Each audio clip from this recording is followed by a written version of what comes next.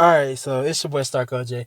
This I did put a spoiler warning in front, but this is me. I'm pretty much just gonna be giving my take or my thoughts on the Black Clover power, the tier system, the kind of new pseudo power system that was kind of put in place. So if you haven't, if you haven't got up to like the anime where they are now, where there's explanations on it a little bit, or the manga where at least to the time skip, then I advise you kind of to click off this video, because if hearing Black Clover tier list kind of threw you for a loop, or thinking that I was gonna put characters in grade based things, then I suggest you kind of click off this video. So so for me, like I said, this video is gonna be me trying to kind of my thoughts on the Black Clover powers, on that system, on the tier system, magic, because the biggest thing is there's been a lot of misconceptions about it, and there's a lot of things that I kind of want to add to kind of clear up those misconceptions. But overall, I just want to give my personal thoughts on how it adds to the story, and how it also adds to kind of a power system like thing. So as for me, like the way it enhances the story is it now gives a newer element to certain things to add more to their character. So if we think about it, like, and we haven't seen in like the last few chapters where we're literally seeing how much stronger our some characters are getting, such as Charmy, Leo, and Luck. They are all getting more skills, and they're all getting more edge. But what I want to kind of specifically talk about in the sense is that it enhances how much, like, it also add a lot to their character per se. Like how they use the rooms was also a big factor in how they usually fight, or how, like in Luck's case was always, he was always speed. He was like a fast person. He was always using his lightning to do that. So him learning more ways to speed up his thing already kind of just added more to much of, how much he can do. But I feel like the biggest character that got this was probably Leo, because Leo found other ways to fight other than just being like a little Fugolion, or and trying to find his way to step out into his under his sister's shadows. And we've now seen Charmy get more serious about certain things. Like Charmy at first was kind of, she'd eat, but like the only time she ever got seriously mad was when you touched her food.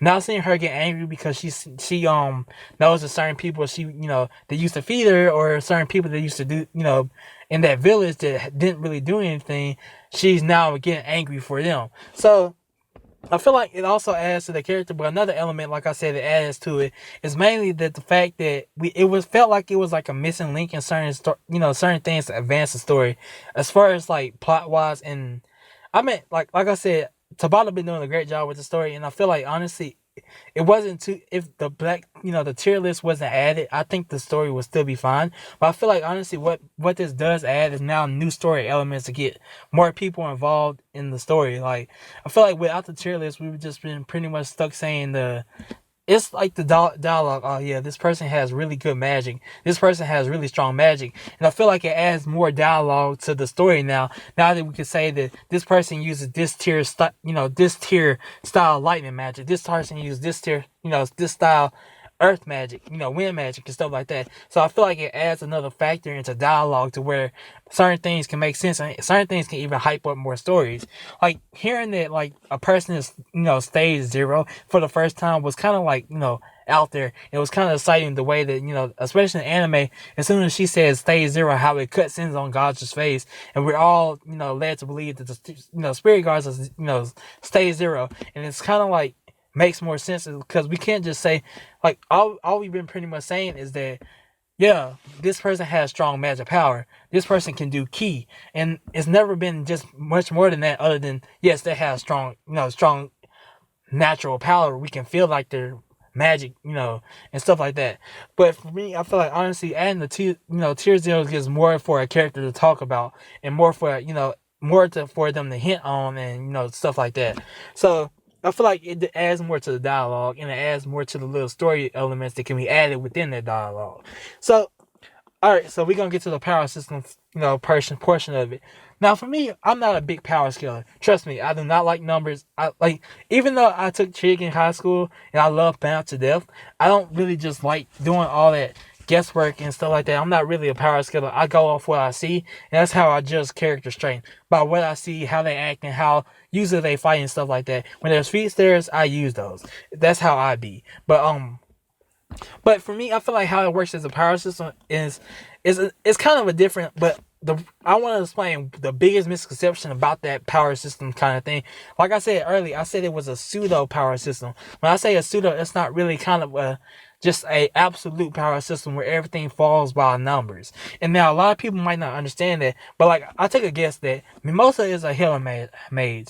She is a stage 3, but at the time, also when we found out when we was, when Lux fight, and they gave a little hint more on how runes works, how more stages work and stuff like that. We also found out that Magna is a stage 5. A tier 5, mage. Now think about it. If we were to put Mimosa and Magna in the fight right now, without we even at the time we really just didn't give no confirmation on what what stage Mimosa is, but I'm just gonna sit there and take what was said in the manga before, like when we was just getting tier magic. So the thing is, when I feel like Magna will pretty much wash Mimosa. Like Mimosa probably won't go down with the fight, but I feel like he can probably beat her. And that's the thing about it. A lot of people don't think. A lot of people think that, oh yeah, a stage this person, this shouldn't be a stage that person. But I feel like the biggest thing is that what people are missing out is environments matter, techniques matter. And still, the most important of all is matchups matter. Because, like, I feel like a lot of people were on Lux's case when he beat that skin dude, saying that Lux is stage 1, he's stage 0, he shouldn't be able to beat, and he beat all the spirit guardians, he shouldn't be able to do that, or wipe most of them out. And I was just sitting there thinking about, like, what I wanted to sit there and say was honestly that Lux beat him because of what his techniques were and how well he was able to use his area. I feel like honestly, even when we saw this, a lot of rune magic, just on the barely, skin on his skin was pretty much adaptable to almost any technique. So Luck beat him by shooting himself like a fucking spear, straight through him. And a lot of people don't realize and understand that pretty much I feel like nobody probably could have beat him in a matchup with, except for Luck and maybe Gaja, or maybe somebody with faster magic to react to than his skin magic to react. So I feel like honestly that's what a lot of people don't get. And I feel like honestly a lot of people take the tier numbers way too serious, even when it was even stated by Nero when they were kind of explaining it, saying that all magic and all techniques can be based on the system. And I feel like a lot of people just disregard that, even though it was kind of blatantly said, like maybe a few times after that too. So I just feel like honestly a lot of people just need to about the numbers need to kind of chill out about it. But also as a power system, I feel like it does its job what it needs to be, as well as grading and stuff like that. Like I said earlier with the story part of it, like we just had to go all based on how strong power was without any numbers or anything like that. Or like in his tier 0 helps clear that up, but it also adds to the fact, to help story wise that it's not so absolute that for a story's sake that a character from a bottom tier can't be the one from a higher tier. It can't, matchups, techniques, environment, everything works, especially skill sets. And that's what I really liked about Tabata adding this, because it's like adding the fact that it wasn't going to be an absolute power system. And I feel like a lot of people are just going to be mad with, like, it's not an absolute power system, and I feel like that's what I really like about it. And I think that's why he needed, it needed to be added, something like this. So, this is my thoughts on it. Like, if you agree or, have anything you comment or disagree with one of my points, you can, leave a comment down below. If you like this video, can you give it a like, thumbs up. I mean, we're liking thumbs up, same thing. And subscribe, share this video, get it out to other people if you want people to see this.